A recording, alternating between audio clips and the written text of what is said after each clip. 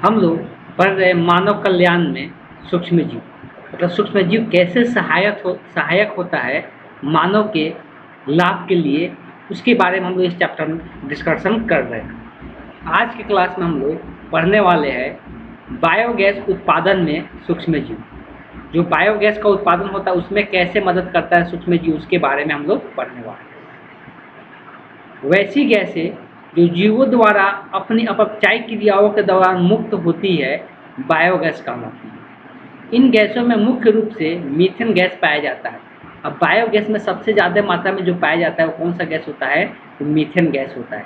ये बायोगैस होता क्या है कि जो भी जीव जंतु होते हैं वो सड़ने गलने के बाद जब वो सड़ता गलता है तो उससे एक गैस उत्पन्न होता है। उससे क्या होता है? गैस उत्पन्न होता है। उसी को हम लोग क्या कहते हैं? बायोगैस कहते हैं। जैसे हम लोग गोबर को देखते हैं, जब गोबर गलता है, सड़ता है, तो गोबर पर यहाँ पर अगर हम लोग उसको खोदेंगे तो देखना उसमें से किस प्रकार से गैस के रूप में लगता है बाहर निकल रहा है। वही जो गैस निकलता है उसी को हम लोग क्या कहते हैं? बायोगैस के नाम से जानते हैं। बायोगैस के नाम से जानते हैं। तो यही बायोगैस को बनाने में सूक्ष्म जीव किस प्रकार से हम लोग के लिए सहायता करता है, इसके बारे में हम लोग इस चैप्टर में अभी मतलब इस टॉपिक में समझने वाले हैं। तो ये चीज़ ध्यान में रखना कि बायोगैस से जो निकलने वाला गैस होता है सबसे ज़्यादा मात्रा में कौन होता है? मीथेन गैस होता है। उसके बाद और भी इसमें कुछ गैसें पाई जाती है, जैसे कार्बन डाइऑक्साइड भी होता है, हाइड्रोजन सल्फाइड भी होता है। ये सब गैस भी पाया जाता है, लेकिन सबसे ज़्यादा मात्रा में मीथेन पाया जाता है। इस बात को ध्यान में रखना। अब सूक्ष्म जीवों द्वारा सक्रियता से उत्पन्न की जाती है। तो ये कैसे गैस उत्पन्न होता है? ये सूक्ष्म जीव ही है जो गैस को उत्पन्न करती है। बायोगैस के उपयोग ऊर्जा के एक स्रोत के रूप में भी प्रयोग किया जाता है। जो ये गैस होता है नॉर्मली तो हम लोग देखते हैं गांव में इसका कोई उपयोग नहीं किया जाता है, लेकिन इसका उपयोग होता है और ये ऊर्जा के रूप में एक स्रोत के रूप में लोग प्रयोग करते हैं।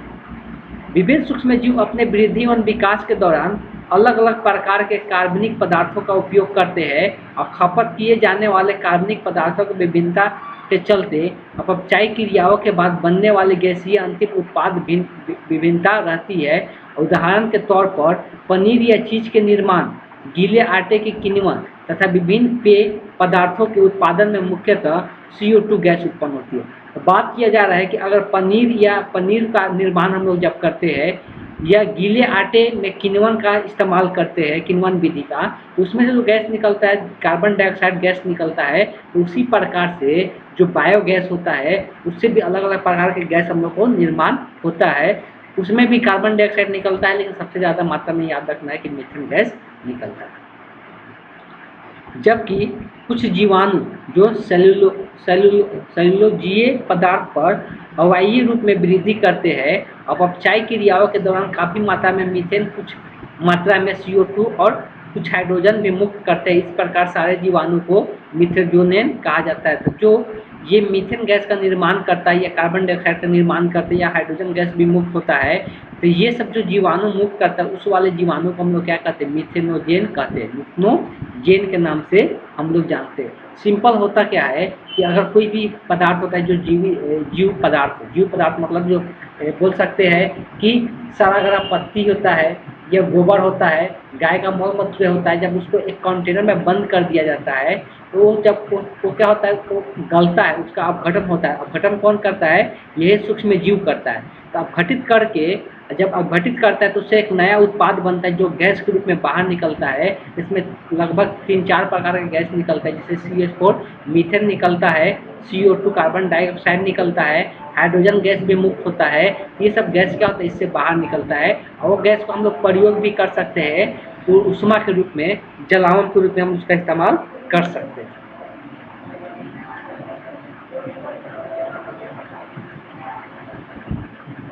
इसका एक मुख्य उदाहरण बैक्टीरियम है। इसका मुख्य उदाहरण क्या है? मिथेनोबैक्टीरियम है। ये खासकर अवायवीय अम्ल के उपचार में प्रयुक्त होता है। तो ये इसमें से एक उदाहरण दिया हुआ है बैक्टीरिया का, जीवाणु का, मिथेनोबैक्टीरियम, जो कि खासकर कहाँ पे ये काम करता है? तो जो खासकर अवायवीय अम्ल होता है, अम्ल मतलब जो बोल सकते हैं वेस्ट पदार्थ होता है कोई भी जीव जंतु का, उपचार में इसका उपयोग किया जाता है। पशुओं के रुमेन, रुमेन हम लोग पता है कि अमाशय का पहला भाग होता है, तो पशुओं में जो घास वगैरह खाते हैं उसमें रुमेल पाया जाता है, जो अमाशय का पहला भाग होता है। यहाँ भी जीवाणु पाया जाता है। वो आप जानते हैं कि पशु अपने भोजन के लिए पेड़ पौधों पर आश्रित रहते हैं, जिनमें सेलुलोज काफ़ी मात्रा में पाया जाता है। हमको पता है कि पशु जो होते हैं, जैसे गाय भैंस बकरी हो गया, ये क्या करता है, घास वगैरह खाता है। घास वगैरह में सेलुलोज का मात्रा काफ़ी मात्रा में रहता है। इस सेलुलोज को पौधों की कोशिका भित्ति के रूप में अवयव है, जो रुमेन में जब सेलुलोजीय पदार्थ पहुँचते हैं तो जीवाणु इसका पाचन कराते हैं। तो उसमें जो रुमेन होता है, जो कि अमाशय का पहला भाग होता है पशुओं में, जो रुमेन होता है, इसी में क्या होता है, ये पदार्थ जाता है सेलुलोज, जो कि सेलुलोज का पाचन वहाँ पे जाकर कौन करता है, तो कुछ जीवाणु होता है जो इसका पाचन वहाँ पे करता है। तो इससे पशुओं का पोषक तत्व की प्राप्ति होती है। जब उसका पाचन होता है तो उससे पशुओं का क्या होता है, पोषक तत्व प्राप्त होता है। इस जीवाणु की उत्पत्ति पशुओं के मल में प्रचुर मात्रा में होती है। इस जीवाणु का उत्पत्ति हम लोग देखेंगे, जो पशुओं का मल होता है तो देखेंगे तो मल के साथ उसमें बहुत ज़्यादा मात्रा में गोबर जिसका होता है, तो गोबर वगैरह में ज़्यादा मात्रा में प्रचुर मात्रा में पाया जाता है। इन जीवाणुओं की अनुपस्थिति के चलते हम अपने आहार में मौजूद सेलुलोजी पदार्थ का पाचन नहीं कर सकते। इसी कारण से ये जो जीवाणु पाचन करता है सेलुलोज का, वो जीवाणु हम लोग के शरीर में नहीं होता है। हम लोग के शरीर में नहीं होता है, इसीलिए हम लोग सेलुलोज का पाचन नहीं कर सकते। कच्चे घास फूस खाकर हम लोग उसको पचा नहीं सकते। पशुओं के गोबर में पेड़ पौधे सेलुलोजी पदार्थ के निम्नलिखित रूप में अत्यधिक मात्रा में पाए जाते हैं। यही कारण है कि इसका प्रयोग बायोगैस पैदा करने में किया जाता है। ऐसे गोबर गैस भी कहा जाता है। तो वही जो पशुओं का जो मल मूत्र होता है, गोबर होता है, तो उसी में ये जीवाणु पाया जाता है, जो कि वो किस में बदल देता है, उसको अपघटित करके गैस के रूप में बदल देता है। और वही हम लोग जो गैस होता है उसको हम लोग गोबर गैस या बायोगैस के नाम से जानते हैं।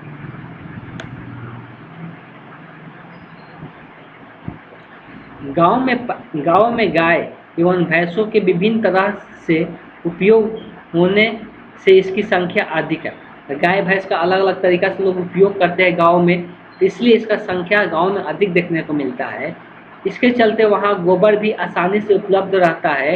इसी कारण गाँवों में गोबर गैस या बायोगैस संयंत्र का उपयोग खाना बनाने एवं प्रकाश पैदा करने में समानता किया जाता है। अब हम लोग की तरफ तो ऐसा कुछ नहीं देखने को मिलता है, लेकिन ऐसा बहुत सारे गांव है जहाँ पे बायोगैस संयंत्र लगाया गया है, जो खाने बनाने में या प्रकाश उत्पन्न करने में भी इसका इस्तेमाल किया जाता है।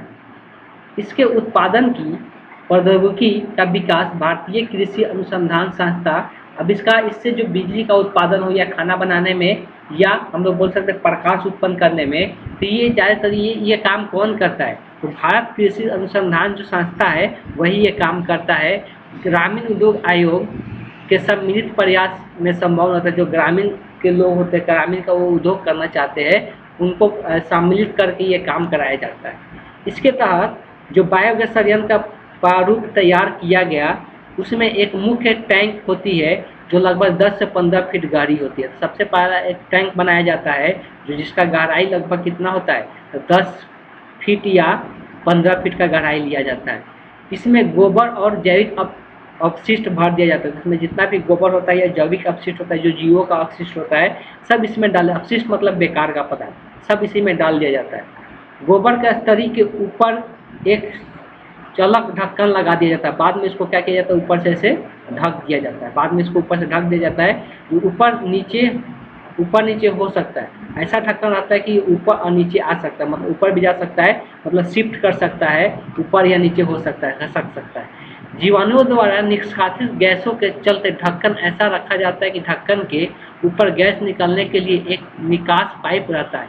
अब देखो, इसमें एक निकास पाइप लगा दिया जाता है कि जो इससे जो गैस बनेगा, गैस अगर अंदर बनेगा तो ये फट जाएगा, इसलिए निकास गैस पाइप लगा दिया जाता है। इसी पाइप द्वारा घरों में बायोगैस आपूर्ति किया जाता है और इसी गैस को क्या किया जाता है, पाइप के द्वारा भेजा जाता है घरों। मान लो कि यहाँ पे घर है, इस घर में पाइप भेज दिया जाता है और इस पाइप को खोलते ही इसमें जैसे माचिस लगाएंगे इसमें आग लग जाएगा। तो ये हम लोग बोल सकते हैं खाना पकाने में इसका इस्तेमाल कर सकते हैं।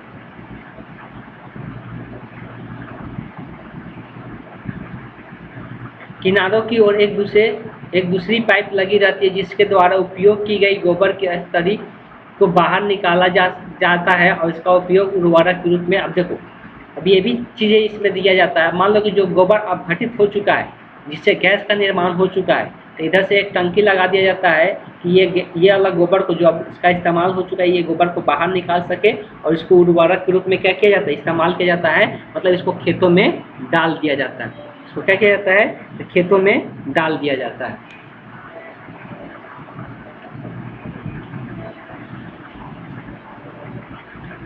अब आगे है जैव नियंत्रण कारक के रूप में सूक्ष्मजीव। जैव नियंत्रण कारक के रूप में सूक्ष्मजीव किस प्रकार से उपयोगी होता है, उसको हम लोग यहाँ पे देखने वाले हैं। हरित क्रांति के साथ साथ विभिन्न प्रकार के पीड़कों तथा पादप रोगों की संख्या में वृद्धि हुई है। देखो, हरित क्रांति जब से आया है, हरित क्रांति किसको बोलते हैं? हरित क्रांति के बारे में इसके पहले भी हम लोग चर्चा कर चुके हैं। हरित क्रांति जिससे फसलों के उत्पादन में वृद्धि होती है, उसके क्वालिटी में, उसको क्वांटिटी में, सभी चीज़ों में क्या हुआ है, वृद्धि हुआ है। उसको हम लोग हरित क्रांति के नाम से जानते हैं। खेतों में उत्पन्न होने वाले खरपतवार भी एक समस्या के रूप में सामने आए हैं। देखो, खेत में क्या, तो जब हम लोग खेती करते हैं उसमें खरपतवार भी, अलग अलग प्रकार के खरपतवार पाया जाता है। इन हानिकारक जीवों से फसल उत्पादकता पर प्रतिकूल प्रभाव पड़ता है। अब यहाँ पे खरपतवार के कारण क्या होता है, फसल वगैरह खराब भी होता है। जैविक विधियों द्वारा हानिकारक पीड़कों एवं रोगों के नियंत्रण से जैव नियंत्रण कहा जाता है। जैव नियंत्रण हम लोग किसको कहते हैं? जब हम लोग जब हम लोग फसल लगाते हैं तो उसमें कीड़ा वगैरह, कोई पीड़क या कोई रोग लग जाता है। अब इसको जब हम लोग नियंत्रित करते हैं, इसको हम लोग ख़त्म करते हैं, जो रोग हो या कोई कीड़ा मकोड़ा हो, उसको ख़त्म करना ही हम लोग क्या कहलाता है, जैव नियंत्रण। जैव नियंत्रण के नाम से हम लोग जानते हैं। इसके लिए विभिन्न प्रकार के पीड़कनाशी का प्रयोग किया जाता है, रसायन का प्रयोग किया जाता है, खरपतवारी नाशियों का प्रयोग किया जाता है, खरपतवार में घास वगैरह जिससे ख़त्म हो जाए, ये सब का हानिकारक पीड़कों, कीटों और खरपतवारों को क्रमशः नियंत्रित किया जाता है। ये रसायन मृदा से पौधों में आ जाता है। अब देखो, यूज तो कर लेते हैं, ठीक है, पीड़कनाशी यूज कर लेते हैं, रसायन का प्रयोग कर लेते हैं खरपतवार हटाने के लिए उसमें, या कीड़ा मकोड़ा को मारने के लिए। लेकिन जब हम जो रसायन का प्रयोग करते हैं तो मृदा में चला जाता है। मृदा मतलब मिट्टी में चला जाता है, और मिट्टी में जाने के कारण वो क्या होता है, पौधों में समाहित हो जाता है। तो वो जो रसायन हम लोग यूज किए वो पौधों में भी आ गया। अब वही पौधा क्या होता है, मनुष्य और जानवर खाते हैं। अब वो मनुष्य और जानवर खाएंगे तो उनके शरीर में भी चला जाता है, जिसके कारण हम लोग मनुष्य और जानवर के लिए भी क्या हो जाता है, वो हानिकारक हो जाता है। तो मृदा एवं जल में इसकी अधिक सांद्रता मृदा एवं जल प्रदूषित की उत्तरदायी होता है। अब अगर इसका मात्रा ज़्यादा हो जाता है तो मृदा, मिट्टी वहाँ का प्रदूषित हो जाता है, जल भी, आसपास में कोई जल रहेगा तो भी क्या हो जाएगा, प्रदूषित हो जाएगा। इससे भूमि का जल भी प्रदूषित होने लगता है। भूमि का जल मतलब जो भूमि के अंदर जल है, रिस कर वो रसायन जो होता है वो नीचे भी चला जाता है, जिसके कारण भूमि जल का जल भी क्या हो जाता है, प्रदूषित हो जाता है। इन रसायनों के छिड़काव फल और सब्जियों में विभिन्न प्रकार के फसलों, कीटों और पीड़कों और कवकों को से बचाने के लिए किया जाता है। मतलब एक तरफ तो फायदा कर रहा है, लेकिन दूसरे तरफ क्या है, हानि भी कर रहा है।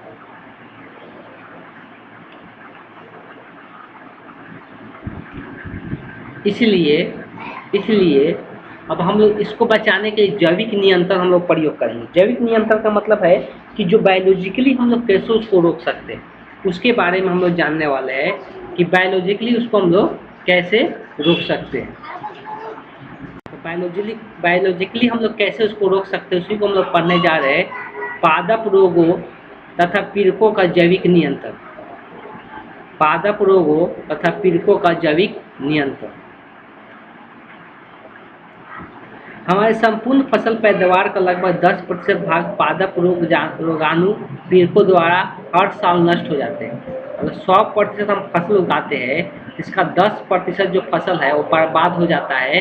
किसके कारण? तो उसमें रोग लगने के कारण, उसमें पीड़क के कारण, मतलब कोई कीड़ा मकोड़ा लगने के कारण तो क्या हो जाता है, 10% फसल नष्ट हो जाता है। रासायनिक विधियों से इसका नियंत्रण आसान होता है, लेकिन अंततः यह विषैले रसायन आहार श्रृंखला द्वारा, हमारे सामने वही चीज़ लिखा हुआ है, और कोई रासायनिक विधि अपनाते हैं जो मार्केट से दवा वगैरह लाते हैं और उसका इस्तेमाल तो कर लेते हैं तो ठीक तो हो जाता है, लेकिन वो जो रसायन होता है वो विषैला होता है, जो हमारे आहार श्रृंखला के तहत हमारे शरीर में भी क्या हो जाता है, पहुँच जाता है। ऊपर ही हम लोग डिस्कस किए कि हम लोग शरीर में कैसे वो पहुँच जाता है। अतः जैविक विधियों द्वारा इनका नियंत्रण किया जाना चाहिए, इसलिए इसका नियंत्रण करने का जैविक विधि अपनाना चाहिए। कोई रसायन यूज नहीं करे, कोई जैविक हम लोग तरीका अपनाना चाहिए। पीड़कों को जैविक रूप से नियंत्रित करने के लिए प्राकृतिक परभक्षण का सहारा लिया जाता है। तो इसमें हम लोग क्या करते हैं, नेचुरल चीज़ यूज करते हैं जिसके साथ हम क्या होता है उससे बचाया जा सके। तो ये जो प्राकृतिक परभक्षण होता है इसके लिए क्या सिद्धांत अपनाया जाता है उसके बारे में हम लोग समझेंगे। प्राकृतिक परभक्षण का मतलब हो गया कि जो पीड़क नाशक होता है, जो कीटनाशक होता है, जो कीड़ा पौधों खत्म करता है, तो कोई ऐसा प्राकृतिक परभक्षण आ जाए जो उसको क्या कर जाए, खा जाए, उसको ख़त्म कर दे, जिसके कारण वो कीड़ा से नुकसान, फसल का नुकसान न हो। तो इसके अंतर्गत क्या किया जाता है, जैव विविधता से फसलों को उत्पादकता वृद्धि होती है। इसमें कृषक कीटों एवं पीड़कों का पूर्ण रूप से नाश नहीं करते हैं, बल्कि इसे एक स्तर तक नियंत्रण कर देता है। अब इसमें देखो पूरी तरह से तो उसको खत्म नहीं कर पाता है, लेकिन उसको नियंत्रित कर लेता है। इसके लिए विभिन्न प्रकार के संतुलनों एवं अवरोधों का सहारा लिया जाता है। इसके लिए विभिन्न प्रकार के संतुलन और अवरोध का सहारा लिया जाता है। जैव नियंत्रण के लिए खेतों में लगने वाले पीड़कों और परभक्षी जीवों के चक्र आगे दिया हुआ है कि जैव नियंत्रण के लिए खेतों में लगने वाले कीड़कों और परभक्षी के जीवन चक्र, उनके द्वारा भोजन ग्रहण करने की विधि और उनके वास स्थान का अध्ययन कर उचित जानकारी प्राप्त की जाती है। अब देखो यहाँ पर दोनों के बारे में पहले जानकारी प्राप्त किया जाता है। पीड़ा को जो नुकसान पहुँचाता है, परभक्षी जो उसको ख़त्म करता है, उसको रोकने की कोशिश करता है, दोनों के बारे में अच्छे से उसका जीवन चक्र कैसा होता है उसका पूरा अध्ययन किया जाता है।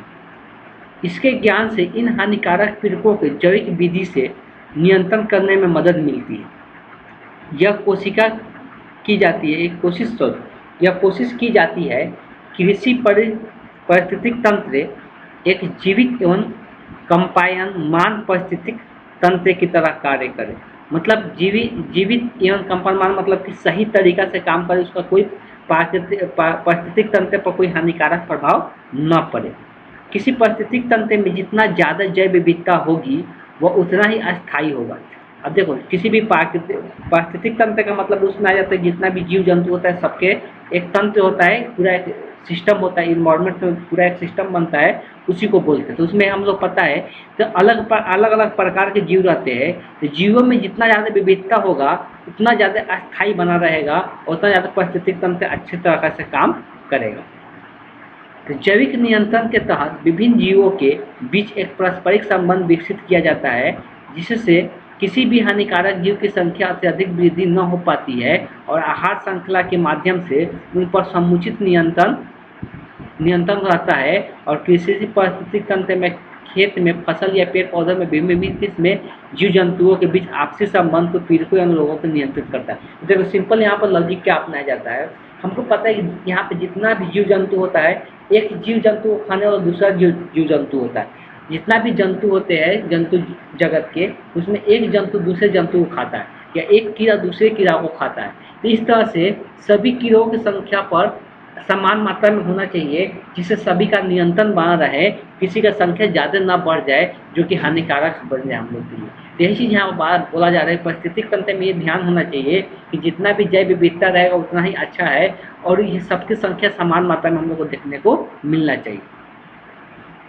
इन हानिकारक जीवों को पूर्णतः नाश नहीं किया जाता है, अपितु इन पर आश्रित रहने वाले अन्य परभक्षी तथा परजीवी कीटों की वृद्धि के उचित वातावरण तैयार किया जाता है। तो वही चीज़ यहाँ पर लिखा हुआ है, ये जो कीटनाशक होता है, पीड़क नाशक होता है, इसको पूरी तरह से ख़त्म नहीं किया जाता है, लेकिन इसको जो खाने वाले परभक्षी है, इसको जो खाने वाले परपक्षी जो इसको खाता है, जो पीड़क को खाता है, उसको हम लोग परभक्षी के नाम से यहाँ पर जान रहे हैं। इसको खाने वाले जो परभक्षी है, क्या किया जाता है कि इसकी संख्या बढ़ जाए। अगर इसकी संख्या ज़्यादा रहेगा तो ऑब्वियस है कि पीड़कों को ढूंढ ढूंढ कर खाएगा, जिससे इसका पीड़कों की संख्या क्या हो जाएगा, कम हो जाएगा। तो पूरी तरह से खत्म तो नहीं कर सकते, कम कर सकते हैं। इससे फसलों की हानि पहुंचाने वाले पीड़कों की संख्या नियंत्रित रहती है एवं पीड़कनाशियों के विषैले रसायन की आवश्यकता बहुत कम पड़ती है। अब इससे क्या हो जाता है कि हम लोग विषैले जो रसायन यूज करते हैं मार्केट में जो मिलता है दवा, वो सब जो इस्तेमाल करते हैं उसका इस्तेमाल हम लोग क्या कर देंगे, कम कर देंगे। इस प्रकार जैव विविधता द्वारा पीड़कों का नियंत्रण पर्यावरण के लिए प्रतिकूल नहीं होता है और रासायनिक विधि द्वारा पीड़कों का नियंत्रण हानिकारक जीवों के साथ साथ लाभप्रद जीवों का भी नाश होता है। वो चीज़ लिखा हुआ है कि अगर हम लोग कोई रसायन का प्रयोग करते हैं तो विषैले होता है, जिससे हम लोग को हानिकारक जीव के लिए तो ठीक है वो काम करता है, लेकिन ये लाभदायक जीव के लिए भी क्या हो जाता है, ये नुकसानदायक हो जाता है। इसीलिए ऐसा नहीं करना चाहिए, ज़्यादा ट्राई करना चाहिए कि रासायनिक विधि से क्या हो जाए, मतलब जैविक विधि से क्या हो सके उसको नियंत्रित किया जा सके, हम लोग रसायन विधि से उसको नियंत्रित न करें।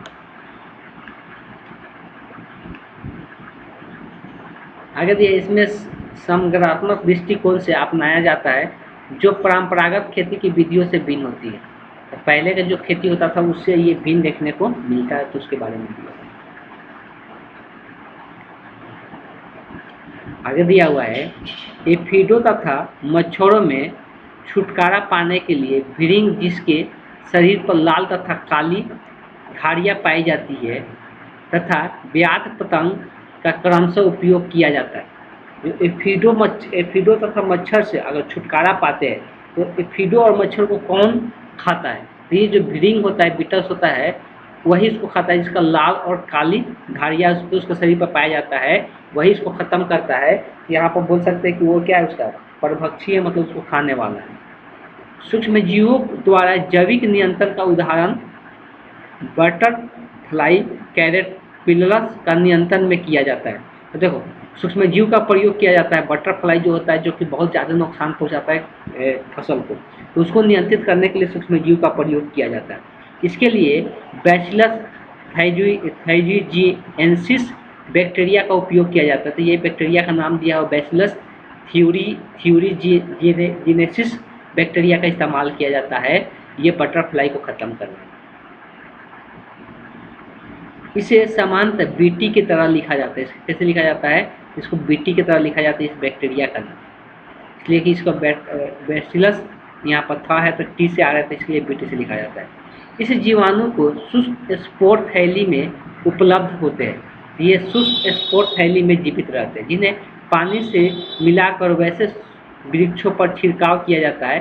अब ये पानी में इसको मिला दिया जाता है, इसको वृक्षों पर छिड़क दिया जाता है, जिसके वृक्षों पर ये बोल सकते हैं कि जिसके वृक्षों पर क्या हुआ है, ये हानिकारक जीवाणु उस पर जो बैठा हुआ है, हानिकारक जो उसमें कीटनाशक है उस जो बैठा हुआ है उस पर छिड़क दिया जाता है, जिसके पत्तियों के कीट लार्वा द्वारा खा जाती है।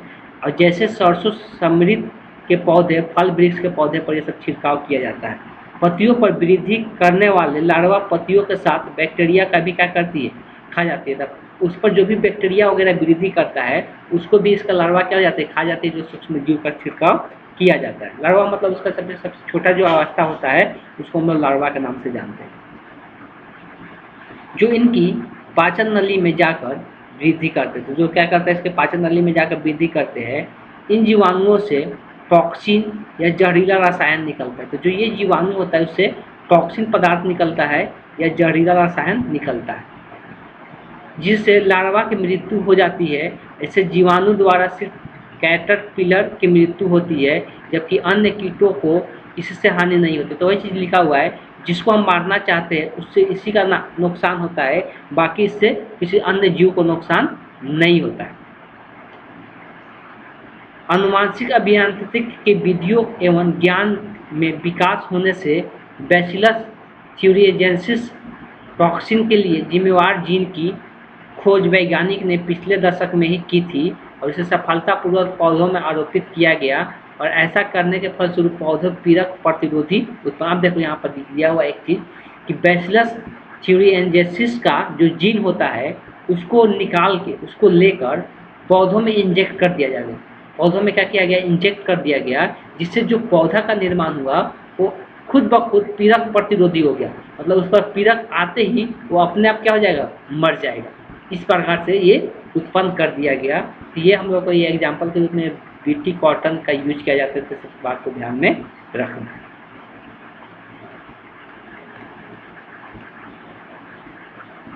तो ऐसे ही बहुत सारी चीज़ों में दिया जाता है, जैसे और भी आगे एग्जाम्पल दिया हुआ है नियंत्रित करने का। वर्ग विषाणु या वायरस को खास योगदान होते हैं, जिसे बैक्टीरियल वायरस कहते हैं।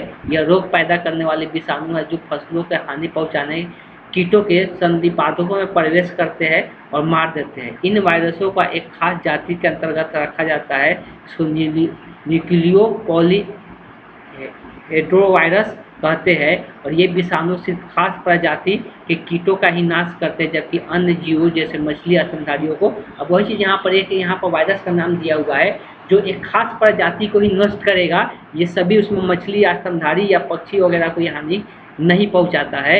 ऐसे बहुत सारे आज के डेट में इस्तेमाल किया जा रहा है, जो सूक्ष्म जीव के रूप में इस्तेमाल किया जा रहा है, जो कि क्या करता है, खास कर किसी एक जीव के लिए होता है जो कि फसलों के लिए जो खराब करता है, जो कीट मकोड़े जो फसल को खराब करता है, तो उसी को सिर्फ नष्ट करता है, बाकी के लिए ये हानिकारक नहीं होता है।